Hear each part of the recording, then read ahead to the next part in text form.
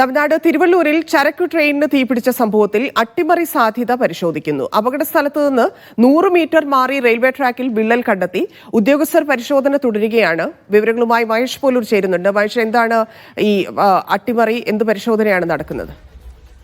തന്നെ ഈ അപകടം നടന്നിരിക്കുന്ന സ്ഥലത്ത് നിന്ന് ഇപ്പോൾ 100 മീറ്റർ മാറി റെയിൽവേ ട്രാക്കിൽ ഒരു വിള്ളൽ കണ്ടെത്തിയിട്ടുണ്ട്. ഈ വിള്ളൽ ഏതെങ്കിലും തരത്തിൽ അപകടത്തിന് കാരണമായോ എന്നുള്ള പരിശോധനയാണ് ഇപ്പോൾ അവിടെ നടക്കുന്നത്. റെയിൽവേയുടെ ഉന്നത ഉദ്യോഗസ്ഥരുൾപ്പെടെ ഈ റെയിൽവേ ട്രാക്കിനടുത്തെത്തി ഇപ്പോൾ കാര്യമായ പരിശോധന നടത്തുകയാണ്.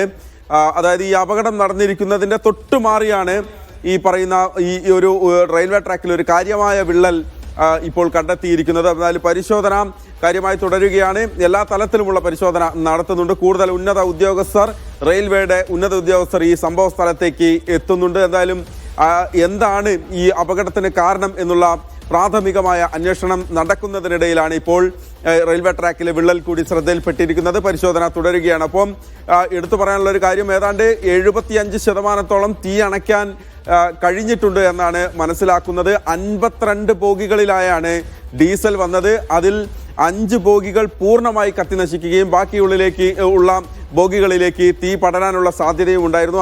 അങ്ങനെ തീ പടരാനുള്ള സാധ്യതയുള്ള ബോഗികൾ വേർപെടുത്തി നീക്കാനുള്ള ഒരു ശ്രമമായിരുന്നു തുടക്കത്തിൽ നടന്നത്.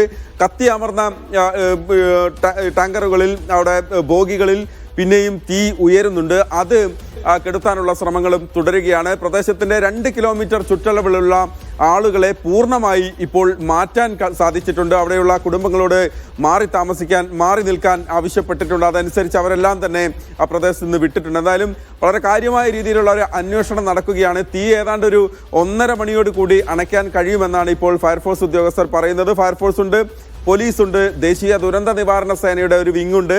അവരെല്ലാവരും സംയുക്തമായി തന്നെ രക്ഷാദൗത്യം ഇപ്പോഴും തുടരുകയാണ്. ആളപായമില്ല എന്നുള്ളതാണ് ഏക ആശ്വാസമായ കാര്യം. അതിനിടയിലാണ് ഇപ്പോൾ ആ തീ ഒന്ന് കെടുത്തി ഏതാണ്ട് വലിയ തോതിലുള്ള തീ ഒന്ന് അണച്ചു തുടങ്ങിയ സമയത്താണ് പ്രാഥമിക അന്വേഷണം എന്നുള്ള രീതിയിലുള്ള പരിശോധനകൾ തുടരുമ്പോഴാണ് ഈ ട്രാക്കിലെ വിള്ളൽ കണ്ടെത്തിയിരിക്കുന്നത്. ആന്ധ്ര ഒപ്പം തന്നെ തമിഴ്നാട് ബോർഡർ എന്നൊക്കെ പറയാവുന്ന ഒരു സ്ഥലത്താണ്. ഏതാണ്ട് തിരുവള്ളൂരിൽ നിന്നും വലിയ വ്യത്യാസമില്ല. പക്ഷെ ആ പാതയിലാണ് ഇപ്പോൾ ഈ വിള്ളലും കൂടി കണ്ടെത്തിയിരിക്കുന്നത്. അതാണ് ഈ ഒരു ആശങ്കയേറ്റുന്നത്. ഏതെങ്കിലും തരത്തിലുള്ള അട്ടിമറി സാധ്യതയുണ്ട് എന്നുള്ള വിശദമായ പരിശോധന തുടരുകയാണ്. ധന്യ. ശരി മഹേഷ്.